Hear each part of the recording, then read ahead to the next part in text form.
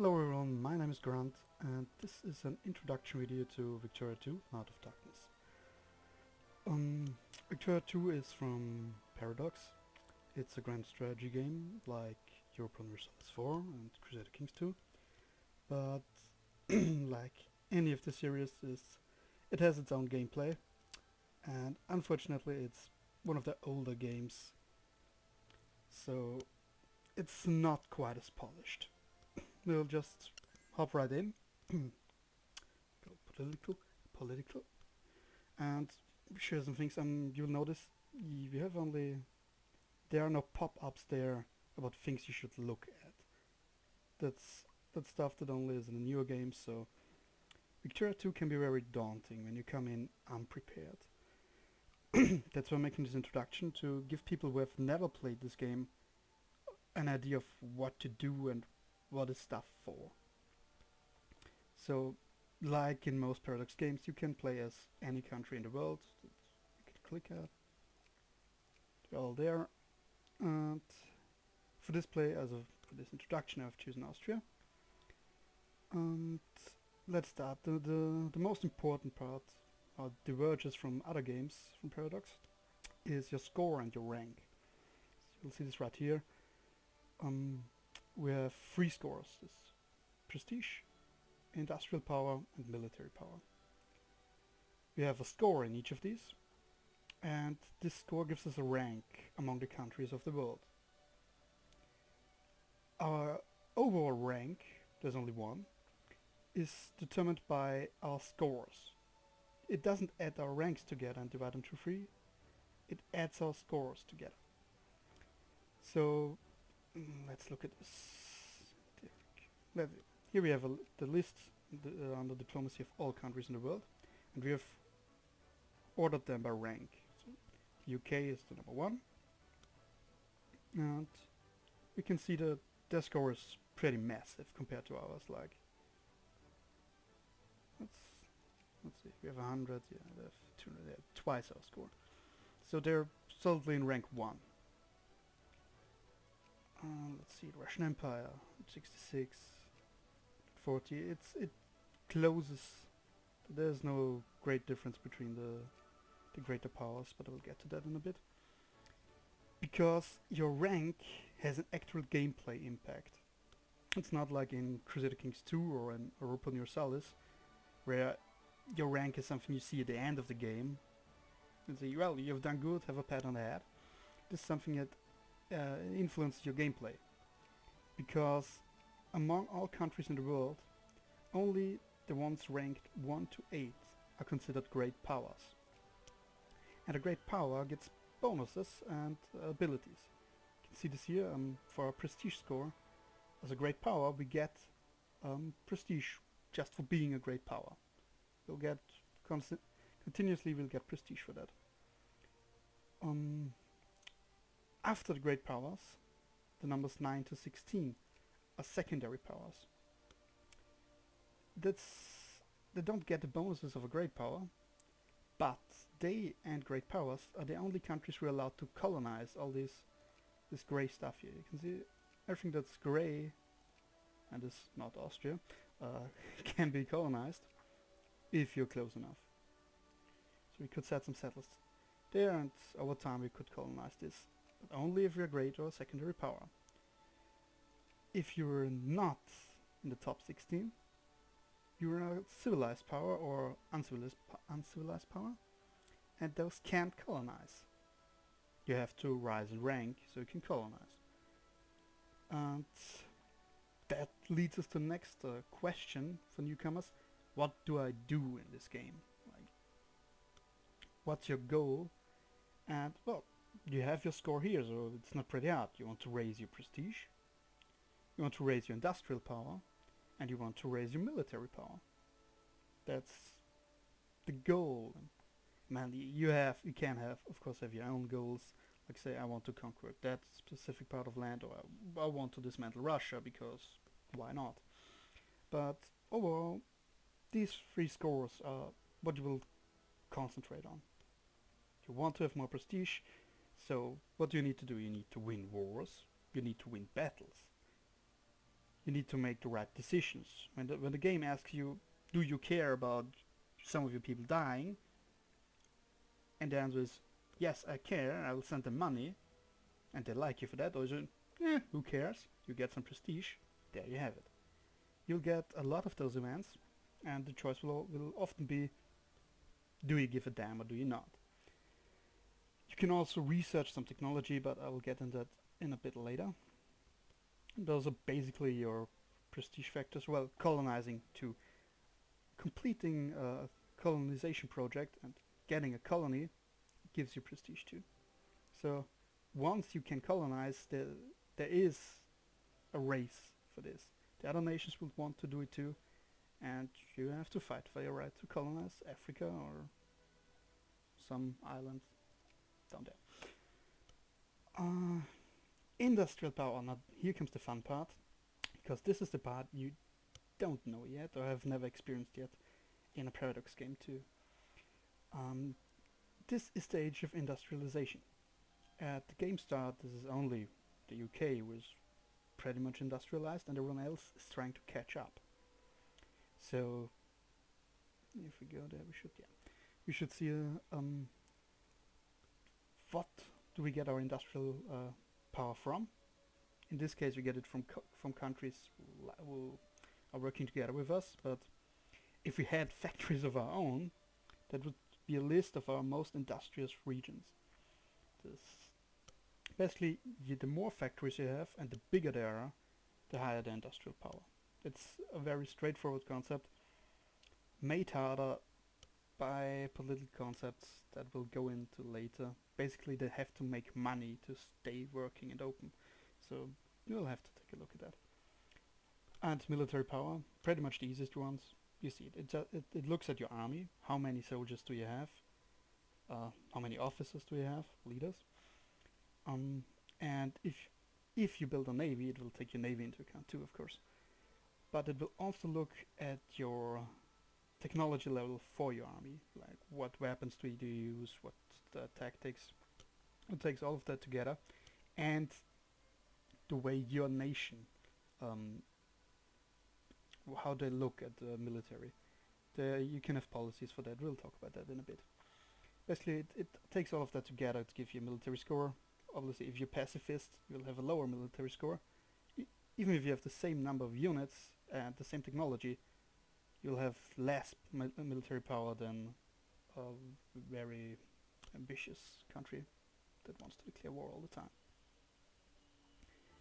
So let's go with industry, because as we said, it's relatively simple to rise, but it's a very complicated part of the game.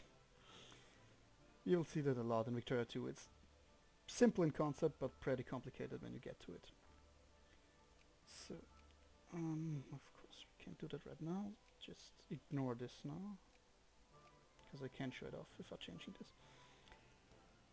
We have here, once we go into our provinces, so Prague, skin, Czech Republic, at the game start, part of Austria. If you go here, we see a button to our factories. We are civilized. We have 0 factories in the state. We can build factories, and it's non-colonial. It's not a colonial state that we have colonized in Africa, for example. So if we click on that, we then get a list of factories we could build, if they were like this.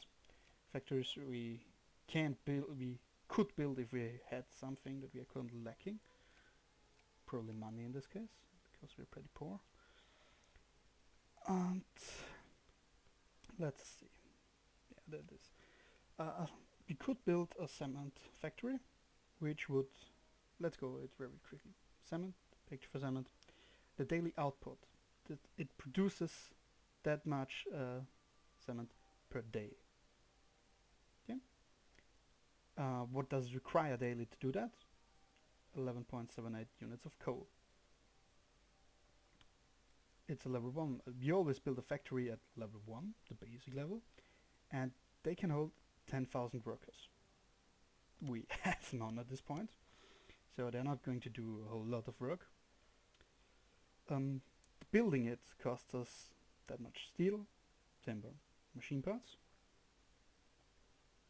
We have none of that stockpile, so we need to buy all of it, which will cost us that much money. And you can see how much it costs us to buy all in all. It's pretty simple. Click on build, and we'll begin building it. It will take some time. First you need to buy the material, then it takes more time to build it. And as you do that, you will build more and more factories, up to 8 in each state. You can see this. We have no factories whatsoever besides the one we just built.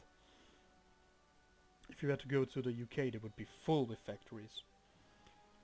And the reason why I built a cement which needs coal in this region here is because this state, show you this, there, the region of Bohemia produces coal. And enough, way enough to fully fuel our factory. This gives us a bonus. In general, if your factory doesn't get the material it needs to produce something, it won't produce anything. But if you don't produce that stuff, but someone else in the world does, your factory will buy it. There's a common world market. You can see there in the trade window, which shows all resources that are produced, what the price currently is, how the price developed, and let's see, yeah, our needs for our country and factories. Since we have none, we need nothing. But once we have our factory up, it will need coal. If we produce enough ourselves, it will take the coal we produce. If we don't produce enough, it will go and buy it from the common market, if enough is available. This is another part where your rank comes in, because the higher rank, the higher chance to get what you need. Basically, it's a first pick system. The number 1 great power, if both the number 1 great power and the number 2 great power want the same thing from the common market, the number 1 great power gets to pick first how much it would like to buy. If it buys everything, number 2 gets nothing. So another good reason why you want to be a great power and as high up in the ranking as possible. Now, in the beginning of the game, production is relatively low because there are not many factories. You only have normal people producing stuff, like this base production in our province, like I showed you, coal here. It's not by factories, also by artisans. Well, is it laborers? Laborers in this case, who produce this stuff on their own. You don't need to build anything for that to happen. It's from the mines, from the farms, whatever's in that country will produce that. As you become more industrialized, your farms will go bigger, of course, but the people who produce, let's see, I can't find anything, but there are people here who will produce the things you want to produce with your factories. It will slowly push them into poverty, and once they can't feed themselves anymore, they'll become workers for your factories. Cruel but effective. And all of that may sound way more confusing than it is, because we haven't looked yet at the population tab. The population tab is basically the heart of Victoria 2, because it's also the most interesting gameplay mechanic. That's pops. As you can see here, we have a population is modeled really down to 1 person. And you can see, we've chosen our entire country, what kind of groups, how big are they, what specialties do they have.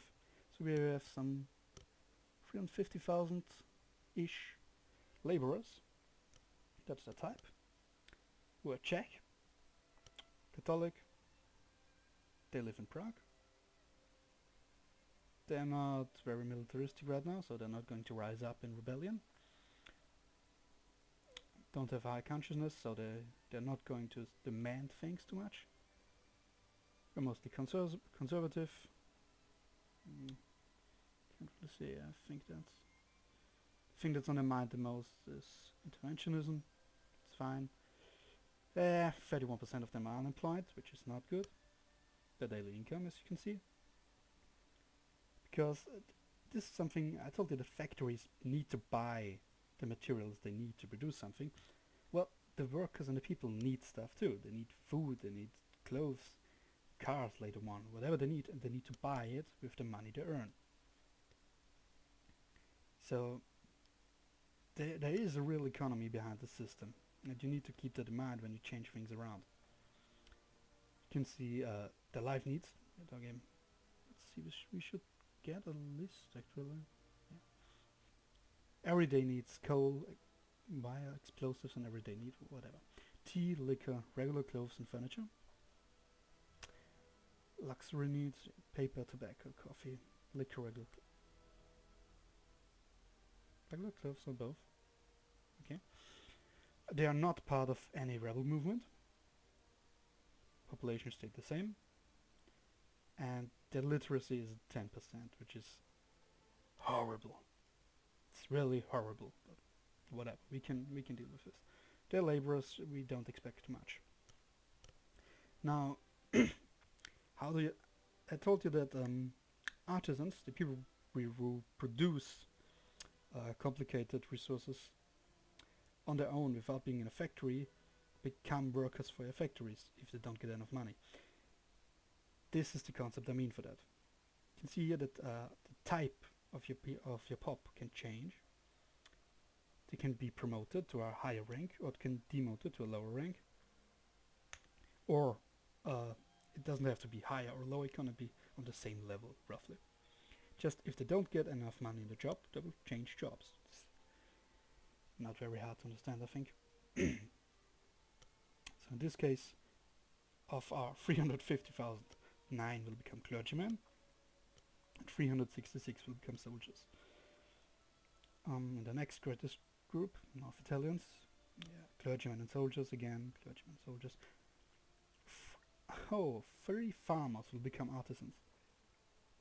So they will no longer produce whatever Ternopil produces, but will instantly become artisans, which will produce maybe cement, maybe guns, who knows.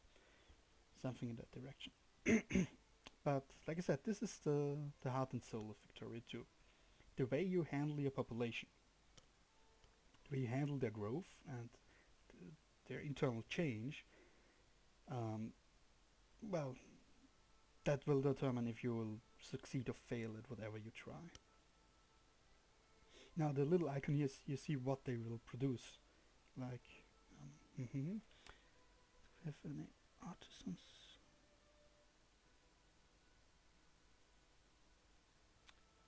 Yeah, the list is pretty big.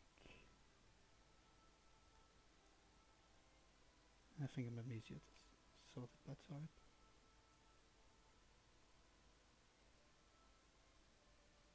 Ah, there we go. There. Those artisans produce clothes. A lot of them. Liquor. Wine. It's paper.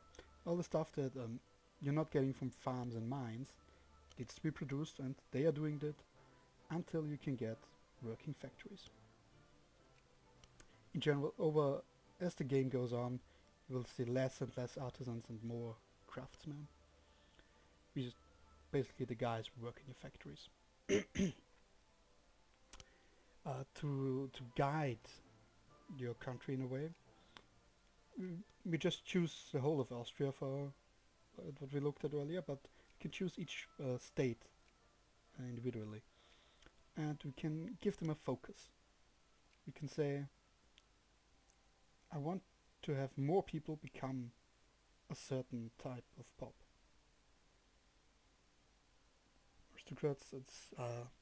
Aristocrats own the farms and the mines. Basically, they will It's coded in the way that if you have some of them, they will increase the output of farms and mines. And will get most of the money from it. Artisans, bureaucrats, they're pretty important for your taxes and this. We'll get to that in a bit. Capitalists, these are the guys who will build your factories if you can't or won't. So if they have enough money and if there are enough of them, they will build factories on their own and say, we think building a steel factory here would be great, and they are the ones who will get the money from that. And if they have enough and can save up enough, they will, and if enough workers, they will build a bigger factory or another. They are very important for your late game. Not so important for the early game because you simply don't have enough of them. Your clergymen educate your people, which means they will increase your literacy. Like I said, our literacy is pretty damn bad. So if your literacy is bad, you will need those guys. You will need quite a few of them. Clerks are for factories. They increase how much your factory produces. And they do this together with craftsmen. These are your basic factory workers. Those are the smarter guys who will just increase their output. The farmers will produce the stuff in the farms, produce the stuff in the mines. Officers, which are kind of important because if you don't have enough of them, your army won't operate as good as it could. And soldiers, which are your army. You could also say you want to promote a specific kind of production, and your capitalists are more likely to build such factories if we had any. Same with political parties, but we'll get to that a bit later. That's another complicated part, or complex part that we'll explain in a bit. So, for my case, I would in pretty much most games start with clergymen, because if you are not the UK or Prussia, your literacy is gonna be shit.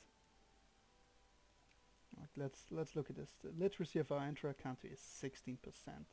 That's horrible. It's terrible, really. That's trash level.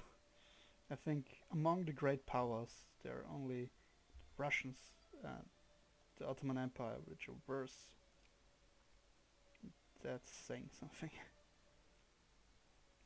So, literacy, as part of your population becomes clergymen, your literacy will increase over time. You can't increase it yourself, at least not directly. You can only say, I want more clergymen. As I get more clergymen, more people are getting educated faster. Why do you need literacy? Because your people need to be literate to a certain amount before they can take certain jobs, or are more likely to get those jobs. Like craftsmen need a literacy of 20%. Clerks need a literacy of 50%, less than that.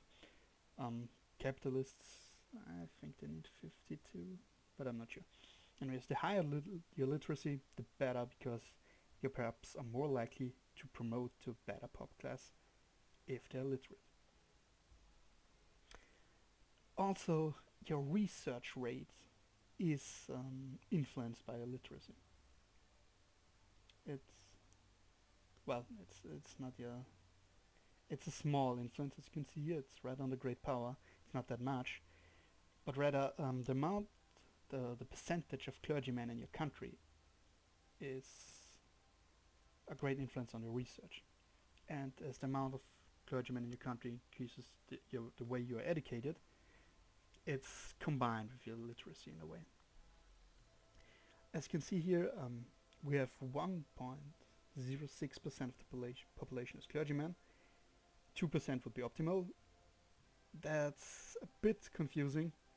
2% is optimal, yes, in the way that 2.01% is useless. Your research rate does not increase any further once you reach 2% clergymen.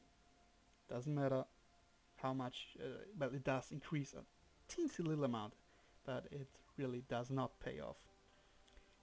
Still, there is a reason to increase it further, and that is again literacy.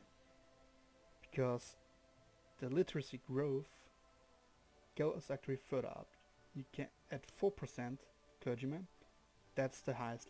That's the ceiling for literacy growth. If you have 4%, that's the highest your literacy would go. It also increases over tech, but we'll talk about that a bit. As you can see, literacy, it's very important. You should increase this as fast as you can. Well, okay, another thing I should add. As you can see, this is the clergyman, it's a percentage. And it really only uses the percentage. It does not look at the absolute number of clergymen. If a great part of your population would die, but none of those were clergymen, you would have a larger percentage suddenly, and your research rate would be far higher than before. It really only looks at the percentage of clergymen compared to the total population. If you actually have in absolute numbers more clergymen than a smaller nation, but their percentage of clergymen is higher, they will research faster, which is a bit annoying, but what can you do? So, we talked about your rank, we talked about factories, about the way you buy stuff, or where a factory buys stuff, how it's produced, who produces it, and why you should change those people who produce it to have a higher literacy. Now we can talk about the money. We have a budget. As you can see here, we have taxes on the groups. And here you see, you have also a listing of the types of pops you can have, and the groups is there. The rich, aristocrats and capitalists, middle class, artisans, bureaucrats, clergymen, clerks, officers, and the poor, soldiers, slaves, with which we don't allow in Austria, laborers, farmers, and craftsmen, which we don't have yet. And we can set our taxes however high or low we want, but this is kind of important. If you look at it, if you're hovering over stuff in Victoria 2 is pretty good idea most of the time. It will reveal information you didn't have before. If you look at this, you can see we are taxing the poor for 100% of their income, but our tax efficiency is 23%. That's pretty bad. Means we have an effective tax of 23%.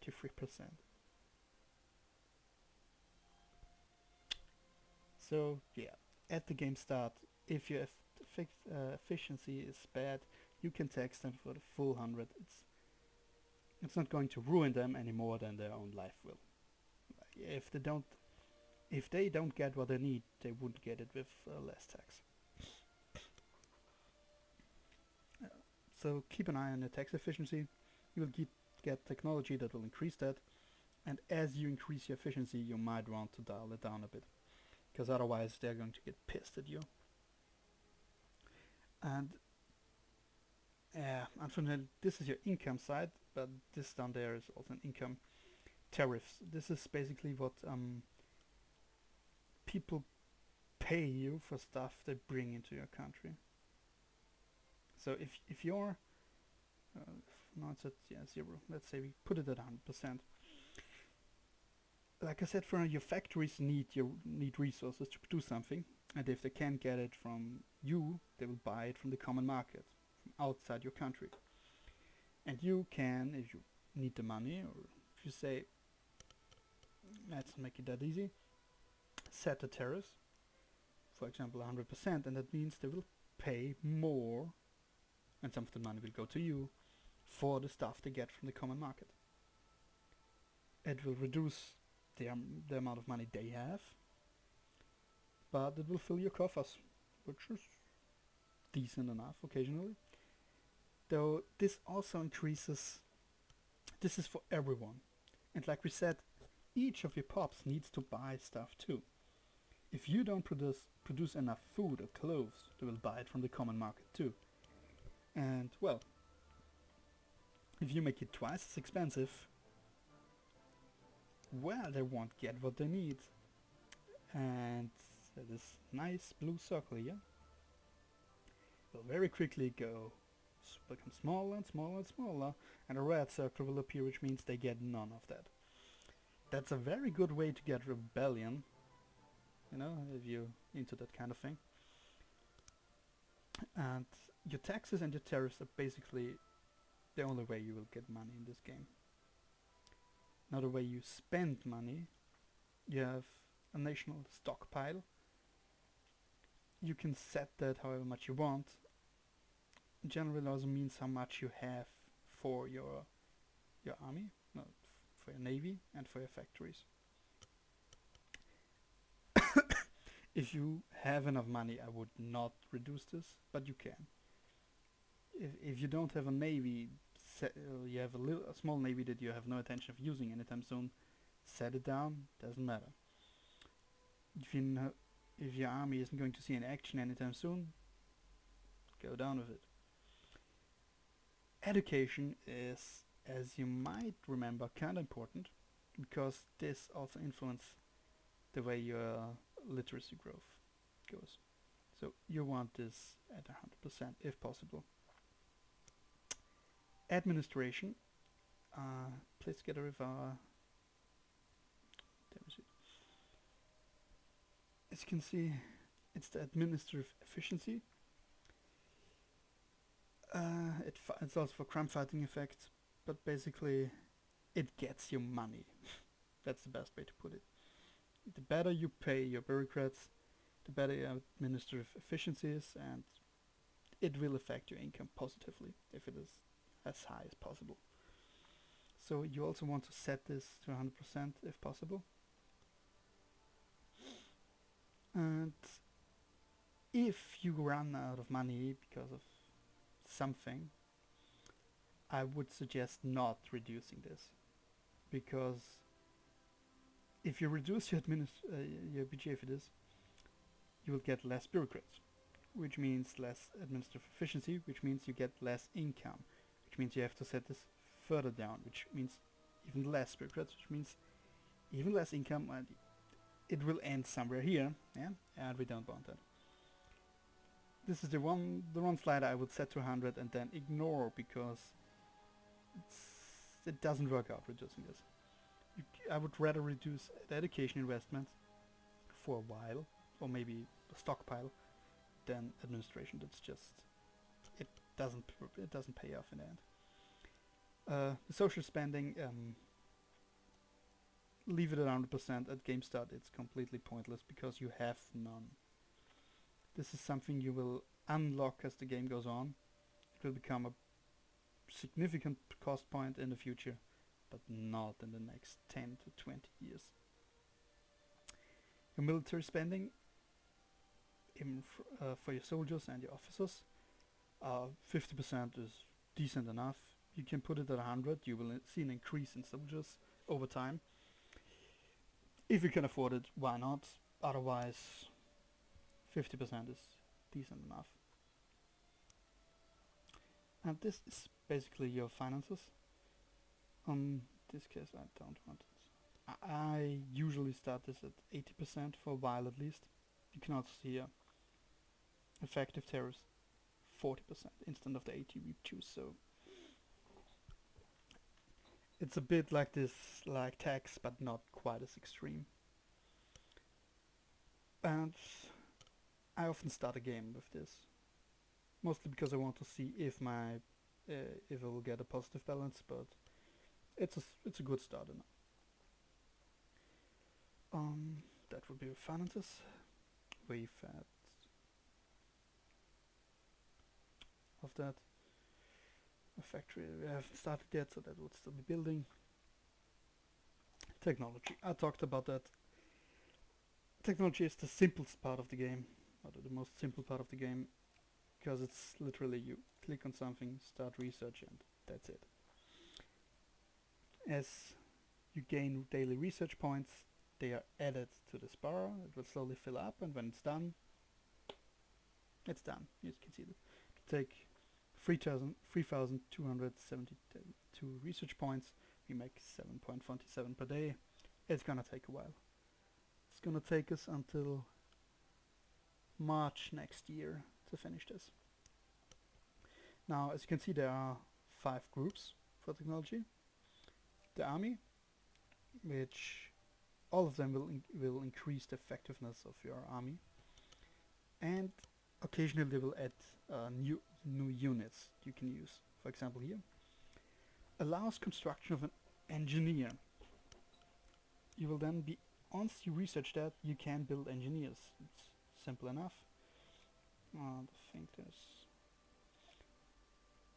the next one. Yes, allows the guard, and I'm looking for guns for tanks. Yeah, there. Now this is the part. This well, maybe not new, but unexpected. Not only do you research this technology and then have their bonuses, there are also inventions. This here. And once you've researched this technology, those inventions have a chance to be discovered. The academic training has a base chance of 2%. That's per month, so very low. But if you have also invented idealism and ideological thought, it will increase to 5%. Still pretty low, but it will happen. In general, you will see quite a few of them happen. Most of them, maybe. Yeah, we have our navy.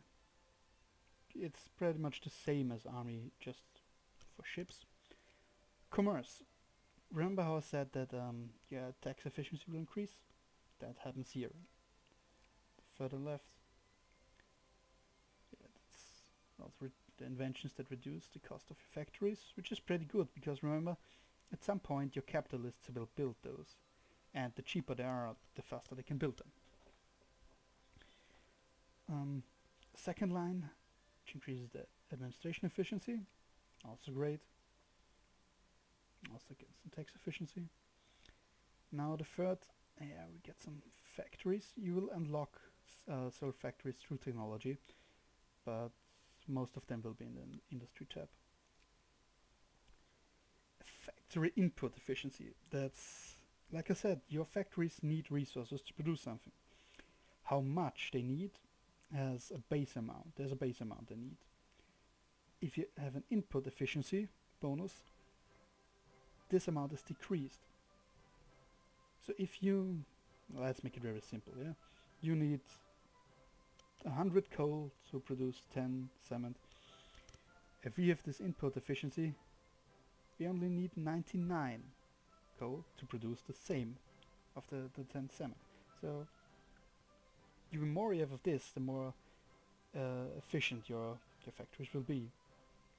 This from the income side. They need to spend less money buying coal. That's great. And I think that diplomatic influence, I will get into that later. The mining output and farming output, as we've said, you have farmers and miners, and they will produce straight up resources like coal, for example.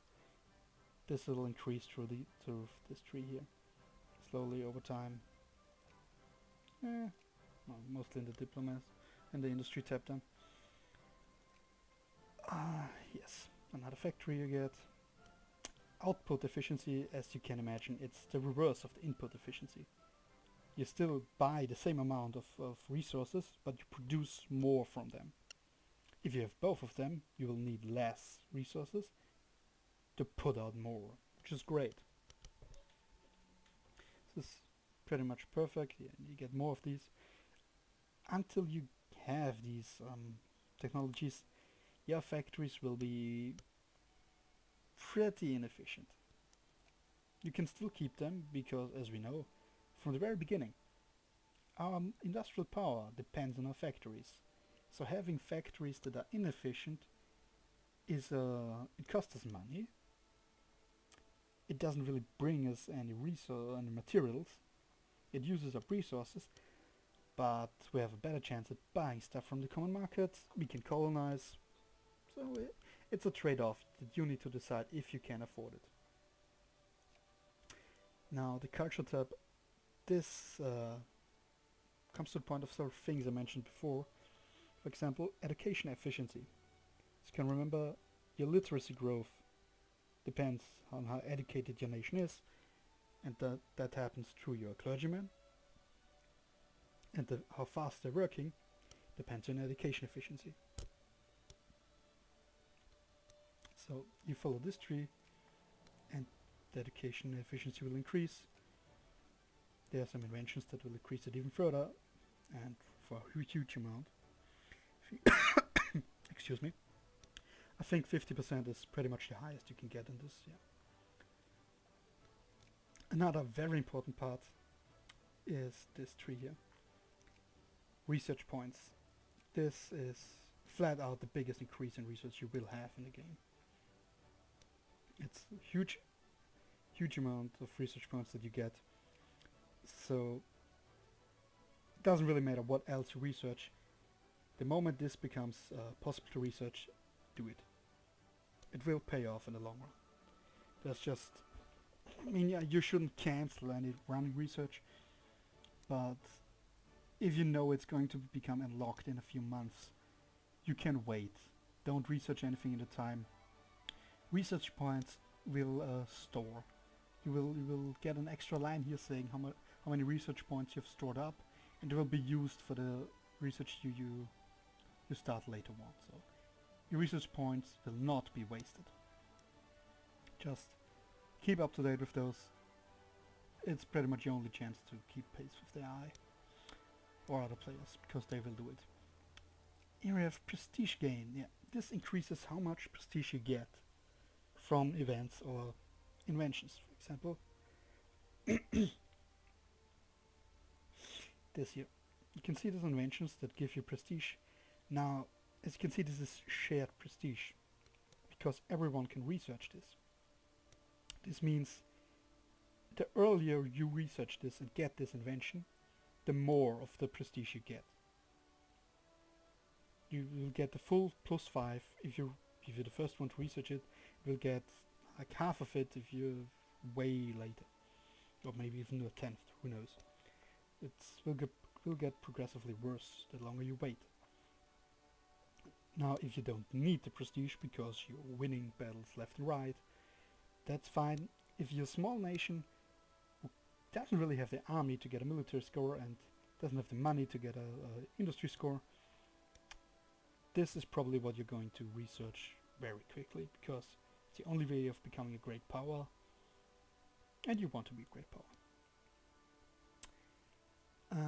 Now we can, yes, this national focuses. As you remember, we can promote what our people should become or what should be produced in our states, and you do that through national focuses, and this tree here adds to those national focuses. You get more of them.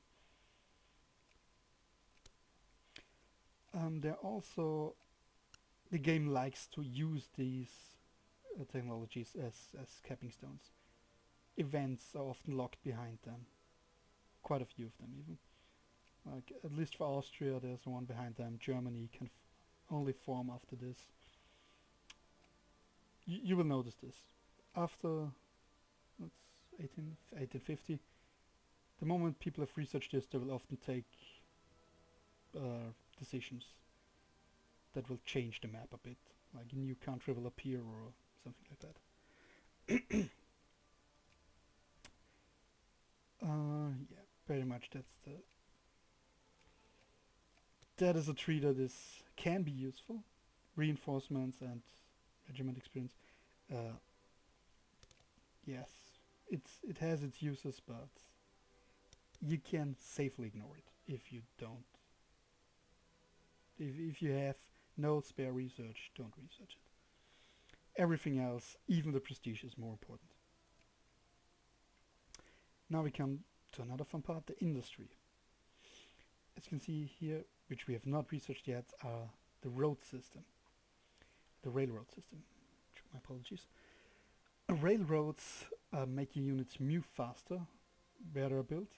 and they increase the throughput of your factories. Now we had input efficiency, output efficiency, and now we get throughput. Basically this means your factory will produce more than it normally would, but it will also take more resources. This is on a one-to-one basis, so it just means you can produce more by taking more resources. But in general, you want railroads because they are great. It's research them when you can, build them when you can. Your capitalists will start building them too because they are relatively cheap in comparison to factories, which is even better. Because once your country becomes a bit big, it becomes a core building them. You need to build them in every province. As you can see here, railroad. And yes, we could now see where we are up to date with our technology in railroads, and we are up to date because we have none. But normally this would be blue if you could build one. And you have to build in every province of your state, which is just a hassle. You can build all the railroads in a state with, I think it's shift or control and clicking, but it's still way too much work. Your capitalists will do it at some point, which is great. Good, that was railroads. Chemistry and electricity. This is also very important. Usually after the research tree, this is the second thing I take. Not just because they're actually pretty good. As you can see, a population growth, a supply limit. This means you have a supply in every province, and if you have more soldiers than you have supply, they will take attrition, they will take damage.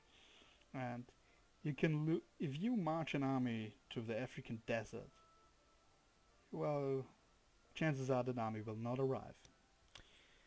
So stay within your supply limit, research this when possible. You will increase the supply limit to the point where you don't have to think about it anymore. It will be so high that you can say, I will not have an army big enough to bring me to the limit. It just won't happen. But the important part about this tree, and medicine and inorganic chemistry in specific, is that there's an event, just basically a disease. Diseases will reduce your population growth into the negative, and they have a pretty high chance of happening if you don't have researched medicine or inorganic chemistry. So at least these two I get right after the research technology. The other stuff, well, it gives you some new factories, but it's okay research, but it's not the most important. There's other stuff you can research. This is a straight increase to mining and farming, and I think cars are there. Yeah. You can build cars from that. But in general, keep in mind that mining and farming, this is all money that you get. Yeah, the more money is made with this, the more your income will rise. So if your budget is negative, and you've already researched everything in commerce for better tax, this will increase your income too. It's not a bad idea to do this occasionally when you think, I'm barely breaking even, I want to increase my army. Research this or this, and you will see you get a higher income, you can afford having a few more soldiers. Yeah, there we see throughput tech. You get it from technology too. And this tree here gives you the most factories, I think. Like machine tools.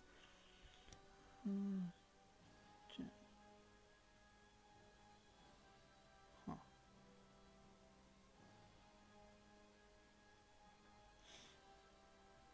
It should, but I'm not seeing it. Maybe I'm just confusing it. Anyways, this tree is the one that will give the most direct effect to your factories. together with the where was it? The, with the input efficiency and the output efficiency. That's pretty much the trees that will increase your factories to a higher level. Yeah, oh yeah, there boost to factory cost there too. Except 10%, that's pretty good. That's get this and this. Minus 20% for factory cost. That's really good. That makes it way cheaper to build them. Your capitalists will love that. You will love that if you're not that good when it comes to money. So it's a good tree. I like researching it relatively early. But yeah, you have often other issues like your research rate, your literacy, your prestige. Decide for yourself, do I need my factories now? Can I get them now? If not, it may not be that important. Now, this too, as you can see, this increases our mines and the production output of our mines, which again increases your income. If you're running low on money, another tree you can take a look at. Also keep in mind, if you produce more coal, this is coal that your factories will use instead of buying from the common market.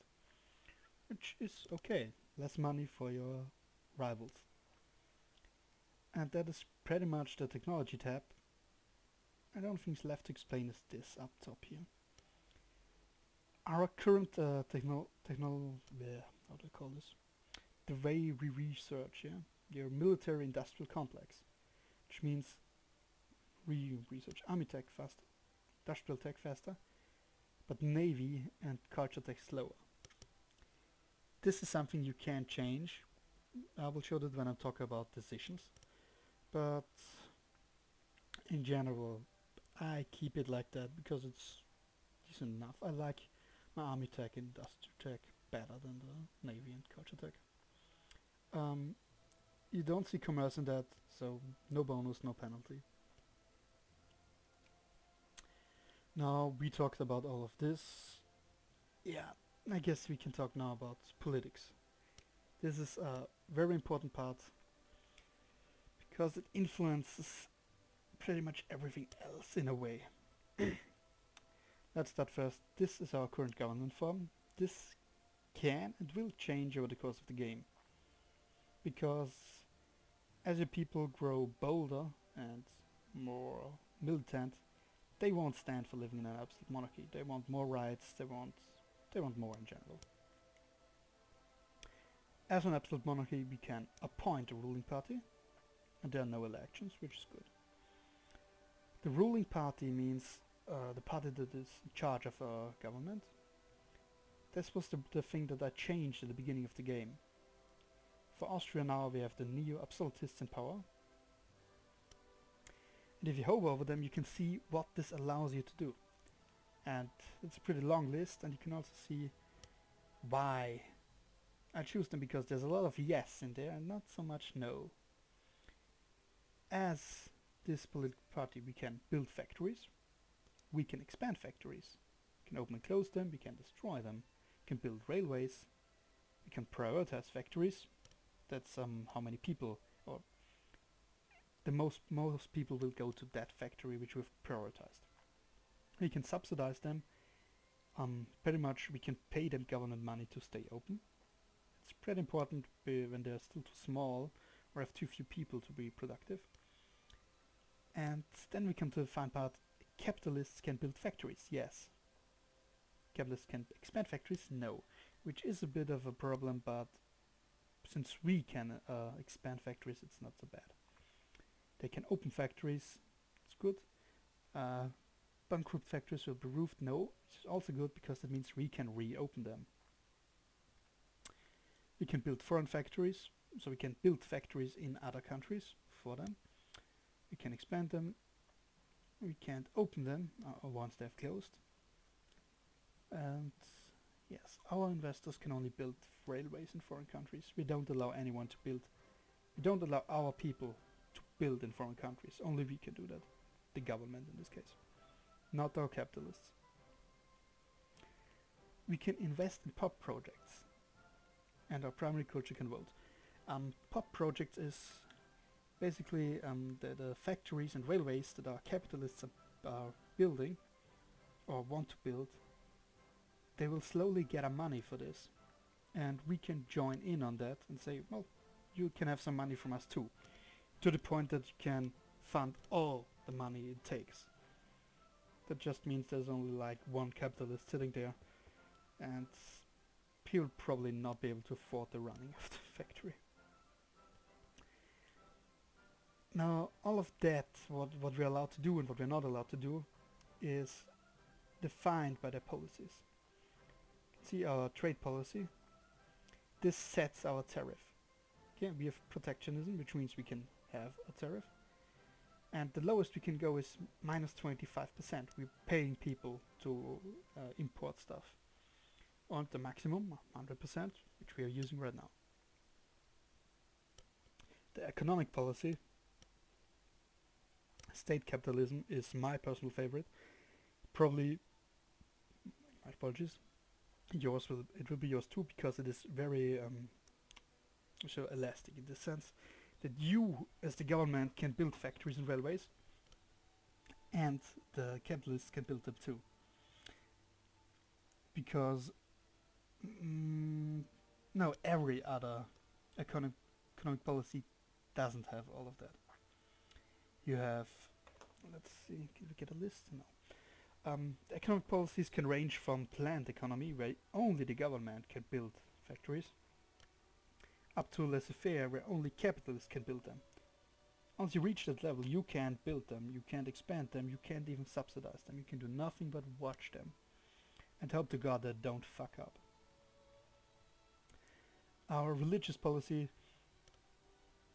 this is basically only in the sense that if we are moralists, so we follow one religion and demand that everyone follows that religion, it will make people of another religion want to move away from the country. It has no actual effect on our industry or military or anything like that. Our citizenship policy, this does have an effect. Maybe if you have residency, you can see only people who are of our primary culture are allowed to vote. And the more we allow people to stay, the final level is full citizenship. That means the people who come here and have another culture can vote, and they're more likely to come if they are granted full citizenship. So immigration will increase if you allow them to come and become full citizens. And our war policy. If you remember, I mentioned that your military score, the thing we want to increase, is also looks at this. Jingoism, which is pretty much the highest military level or war-like policy, we can get, means we have an increased military score. If we had pacifism, we would have a far lower score, even though we had the same army. And now that we've talked about that, pretty much these are the policies of our neo-absolutists. Other parties will have other rules. You can see them here, the list here. There's laissez-faire.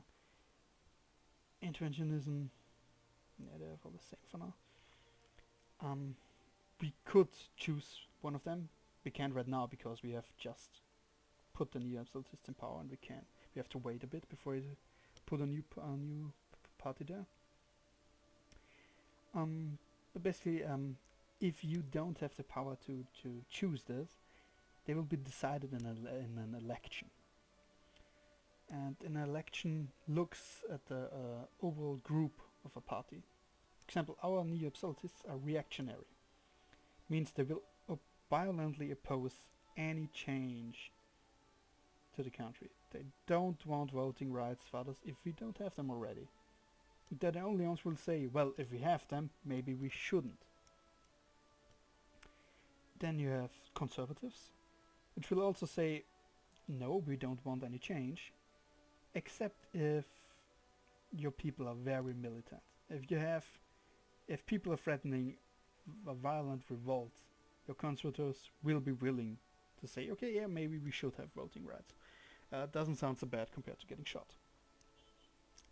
And then we have liberals, which is pretty much they want more rights for everyone. Like they will always support political reforms. As the game goes on, you will get more groups like socialists, communists, fascists, social anarchists, which are really annoying. This will add more political parties to you with different policies. In general, if you are absolute monarchy or any government form that can choose the ruling party, you will choose the one that works for you. If you're not, and you have to let elections take their course, terrible as it sounds, you can still guide your country. Like once you have allowed voting, you will get elections. And during elections, you get several events asking for your opinion on certain policies, where you then can say, okay, I would like, I will choose the option that will have 5% of my population now supports state capitalism. Because if most of your population supports state capitalism, they will vote for the group that has state capitalism as the economic policy.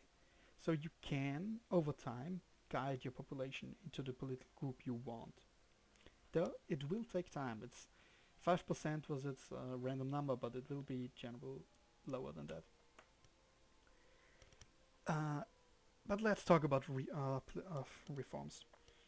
Basically, these are the ways you can change your political system. Social reforms do the same for your for your factories, etc. Like you can set a minimum wage, but you don't set it; it is set for you once you take this. You can reduce the work hours. You can see that those have bonuses and penalties to something. I mean, in this case, you don't see it, but if you have a minimum wage, obviously, your capitalists will have to pay more to their workers, which means chances are, if your factory doesn't make enough money, they will have to lay people off. So it's just the way it works. You can restrict how many hours they can work per day, which means less throughput. You can say they have to hold to certain safety regulations, which means factories cost more. And then we come to the if you remember in the budget, we had social spending, which is 0 right now. But once we actually get unemployment subsidies, pensions, we will have to pay that out. We will slowly, as we can reach the full cost of this at the end. I mean, there's also a pretty significant bonus, as you can see. Like immigrant detection plus 4% is nice. Same with here, plus 8% if you have both of them. That's pretty good. Then those two are the ones I always take first if I can, because they're just good. There is no downside to this. Yeah, population growth and immigrant attraction for nothing. It doesn't cost money. It's great. You want your population to grow. More workers, more factories, more industry score. This education efficiency, we talked about this. This is very important. It's a free increase to your education efficiency, and it's significant. Take it. Now, the political reforms are a bit more difficult. For example, here we have your upper house. You can see this.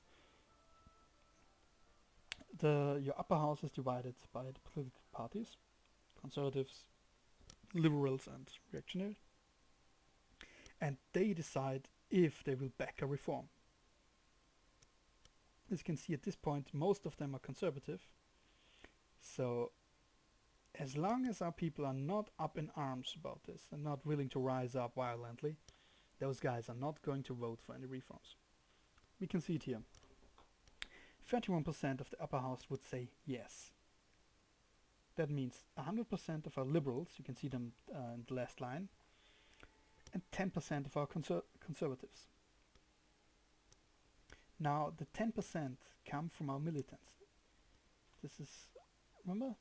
This value here, which tells us how how likely our population is to rise up violently and put on a revolt until they get what they want. This will pretty much each point you have, like 1.63, take it at 1 point, means 10% of those will support the reform. If you have 2.63, it would be 20%.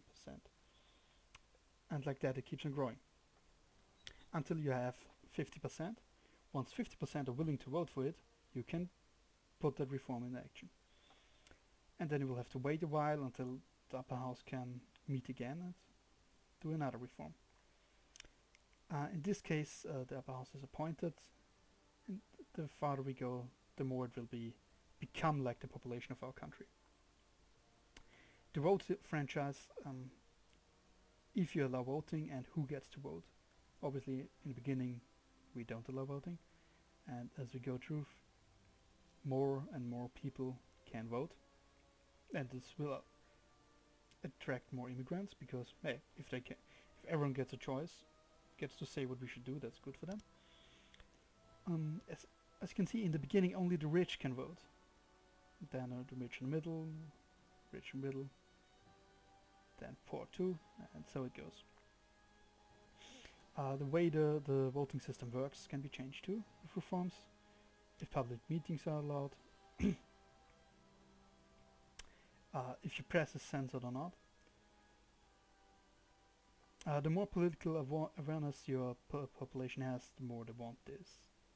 The problem is how much the population wants this doesn't matter. Your upper house needs to prove it. Sorry. Trade unions, you can see their social reform desire, which means how much people want this, which is okay, but don't get it too early, I guess, because you won't be able to pass any of these unless you have socialists. Liberals will back them, though I think they need militancy for that, so yeah, you need socialists to pass most of these.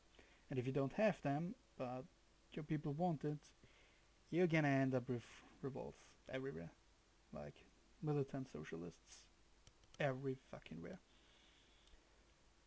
Political parties. Yeah, this is pretty fine. You will the reforms will probably put through first the voting franchise and the political parties because people demand them very early and they will get what they want one way or another. Now, this is the movement that will also help you pass reforms. Movements are when your population decides they want something strong enough to form a movement for it. And the strength of a movement, the higher the strength, the more of your conservatives will support it. But your movement also has a value for how radical it is. And once that reaches 100%, they will become rebels. And that's bad. Like we've said, we don't want rebels, we will get them, but we don't want them. And your movements, you can have many movements for different reforms. And you will always have the biggest movement will be at the bottom. And if you don't choose their reform, but like the reform of the second largest group, they will become more radical. And they will gain radicalism faster, which means it's way faster until they become rebels. You can use that to get a stronger movement, to pass more reforms, if you're careful, but if you're not, you're gonna end up with one hell of a rebellion. And yeah, decisions. This is a fun part of the game. Basically, this is stuff you can choose to do. You don't have to, but you can. That will, in general, boost your country, give you some bonus in some way. Well, you don't need that one. This would change the way we research. Remember, we get a bonus to industry and army, but a penalty to culture and navy. If we use this, we would lose the bonus and the penalty to everything. You can do it, but it's kind of pointless, and it hurts because for a long time you lose research points and prestige. It's pretty bad. As Austria, we can form Austro-Hungary after certain conditions have been met. If you hover over the button for clicking it, even if it's grayed out, you can see what you need to have. No, excuse me. You will see what happens if you do it. If you hover over the question mark, you'll see what you need to do. Now, this is kind of confusing because it's also wrong. If Italy exists, you can form Austria-Hungary. If German Empire exists, you can form Austria-Hungary. I don't know why it says does not, but it's an old problem. It's been known for a time, and oh, it's still here. But this one is just plain good. The Grunt architecture. We only need iron railroad and cheap iron, which would be this and this. So we can 1863 and 1850. So 1850 we can have this. And once we have that, we get all pubs in Vienna become 20% more liberal. We gain 5 life rating and 10.5 prestige, which is good. We like that. That means we have easier time passing reforms. Life rating, I will get to that in a second after the decisions. And we get prestige, which is really nice. We want it. The South German Confederation, that's just unification stuff. As you can see, the decisions are where you can form new countries, where you can get new ideas. If you get a decision that you couldn't take before, it will pop up there with a green check mark. You'll see the piece of paper with the green check mark. Click on it, you will get to the decisions, and the one you can choose will be up top. So if this one, for example, would become available, it would go to the top. You're not going to miss it. Yes, you can release nations. Does this have actual use? Yes. Because if you release them, they're not going to revolt anymore. Like, if they are extremely nationalistic, you can just release them and say, you are my puppet from now on, you will fight for me, you will die for me, but don't fight in my country anymore. We'll do that on your own. Good. Now I said life rating. If you look at a province here, you see this, yes? This is the life rating. Hovering over stuff is really important in this game. It gives you so much information. You can see you can colonize a country only if you can meet the life rating requirement. In this case, 35 is more than enough to live there. But, for example, here, you have a life rating of 10. We don't have that. We can't go that low. Let's see. In the way with the mouse, but a life rating of 10. Our current tackle lost colonies where life rating is at least 35. So until we get technology that will reduce the life rating requirement, like you can see there, breach loaded rifle, state and government, medicine, all of these will unlock inventions which will lower the life rating requirement. Once you reach that, then you can colonize if you're close enough. You can see we are also outside of our naval range because we are Austria. We don't reach very far to Africa. At least not to the parts we could colonize. So keep in mind that this is only important for places you're not adjacent to. Like you could, if you're Morocco, you can colonize this obviously without having to have a port here. You can just do adjacent. You can do that. But that's basically life rating. Though it also has an effect of drawing immigrants to this state if the life rating is above 40 and above 50, I think. Or maybe 50 and 60. It needs to be very high, and there are very few places that are that high. Let's see, this goes 5.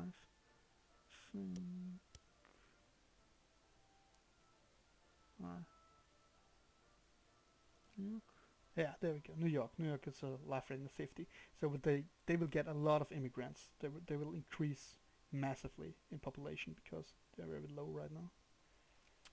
This something maybe for the Americans which will be not used to. Uh, oh yeah, I haven't shown you that screen that much ever. The diplomacy screen also shows you the population of a country, and the USA at this point in time has very few people. But immigration is huge in this game. It will, especially in the Americas, uh, a lot of people will go there. They will increase massively in population. And well, do we need anything else? Yes. You can see the tab Show Great Powers. You see the great powers here. Like I said, the first 8 are great power, but if you drop out of the top 8, you don't immediately lose your great power status. You have 1 year to regain your place within the top 8. If you do that, you don't fall, you don't become a secondary power at all. And whoever took your place within the top 8 will stay a secondary power until you are truly fallen out of favor. So there's 1 year you and they have to wait until you see what's really going to happen. Also, nice thing which I love in this game is that you can see all current wars currently being fought. Like that's, I would love to have that in Rupa Universalis or Hotspire or Stellaris. It's a great feature. I love it. You can see who's fighting who.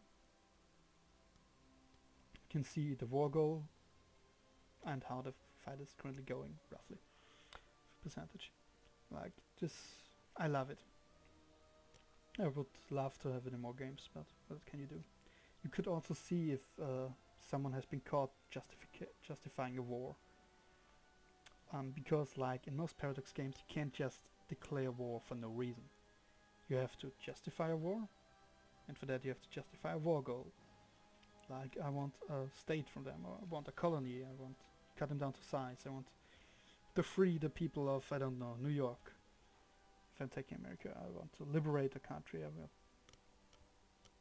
the whole, don't know, patch country, no idea. You want to dismantle fortifications like forts and so. You want to release a puppet of them, but they don't have one, I think. Oh, I want to humiliate. I'm sorry, humiliate them. Humiliate will give you prestige and take down theirs. So this is a good way to raise your prestige if you can win the war. Now, something you may have noticed is this red number in every justification there, which changes.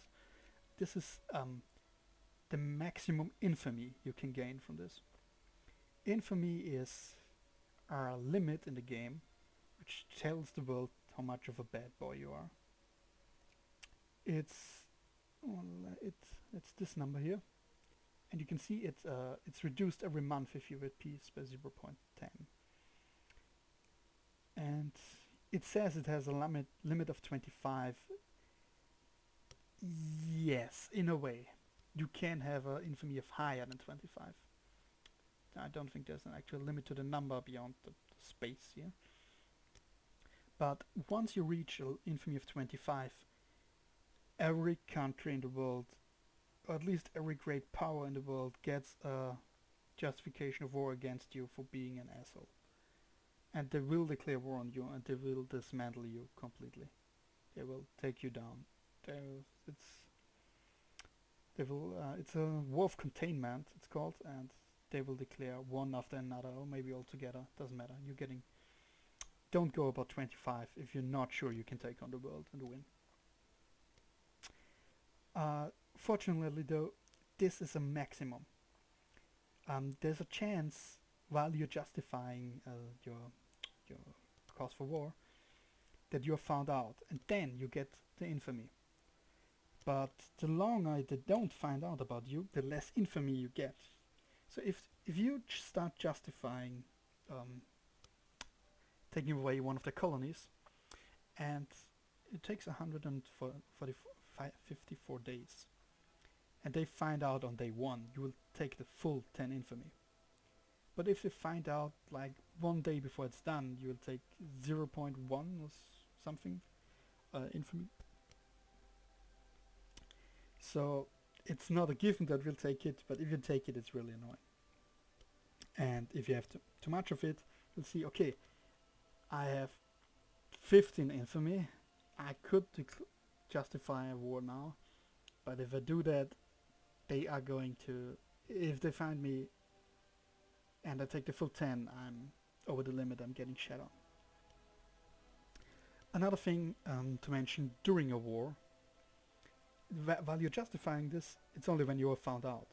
But if you're in the war already, and you add a war goal, because the war is going well, then you will always take the full infamy for adding a war goal. Not for taking it, for adding it. The exceptions are war goals you've already been granted. Like some mods have that you can demand reparations be paid to you without getting any infamy and so. You will notice they have a different color than all the other war goals, and they will tell you that they don't give you any infamy from adding them. That's basically diplomacy and war. Except one tiny little thing I say, but it's pretty big. You can see this here, how much influence you have have with a country. And every great power can influence secondary and lesser powers, which means all 8 of those can go and say, okay, Sweden, I'm building up influence with you. Like how much I want to influence. You can see I gain 0.451 influence each day. That's because we have a base influence, we have some better relations, and their score is lower than us, so we get a bonus. Now, once you have enough influence, because it goes up, you can increase your opinion, or their opinion of you. And once you have them friendly and you're full up on influence, you can add them to your sphere. And my sphere is, if I choose this, let's go, sphere of influence. See, as Austria, all of those guys are in my sphere. Saracens? No. That's strange. Okay, no. Those guys, okay, no, I remember. Those guys with the yellow are in my sphere. You can see there, Saxony in my sphere, Bavaria in my sphere, Baden in my sphere, Toscana in my sphere. And them being in my sphere means that I can import from them pretty much as if they were my own market. You don't, my capitalists don't, or my people, all in all, don't pay tariffs importing resources from them, which is pretty big. And there is, when you make an alliance with someone, they can say yes or no, depending on several factors. And one of those factors is that you already have too many alliances. If a country is in your sphere and they like you enough, they will accept. They don't care how many people you already have an alliance with. If they're in your sphere, they will accept. So having countries in your sphere is pretty good. They will also count to your industry score. Remember how Bavaria and Baden and Württemberg are contributing to my industry score because they're in my sphere. Having a sphere is great. This is seriously good. As the game goes on, you'll probably try to get people into your sphere that produce stuff you can't produce yourself. Like Bavaria is nice because they are very industrial. They will grow pretty nicely. But later on, you may want Abu Dhabi for the oil, or Siam here for the opium. What do they have there? Yeah, there's Egypt with tropical wood in Dongola and the Sudan, or Brazil, which is also lots of tropical wood. It's an influence, and the sphere of influence is interesting mechanic. At times it's a lot of work because you have to manage each country you influence on your own, and you can't really automate it, but you don't have to use it that much. Like, you can play the game without it. It's an added bonus. You can try it. If you don't feel up for it, leave it out. It won't break your game. It won't kill you. It's a bonus. If you can use it, it shows your mastery of the game, and that's it. And I think that was pretty much the basics of Victoria 2 Heart of Darkness. I have no idea how long I've been talking now, and thank you all for watching. I hope you get some inkling what the game is about. I mean, we have not even talked about some of the more complicated things, like how the economy works and so. But if you open the game now, you should have some idea on what to do and what to look at with just about any country. If not, any questions you have, please leave them in the comments. If you would like anything else explained or something I talked about and you would like to hear that in more detail, let me know. I'll have the time to make more videos, and I hope you get some use out of this. Have a nice day, and thanks for watching.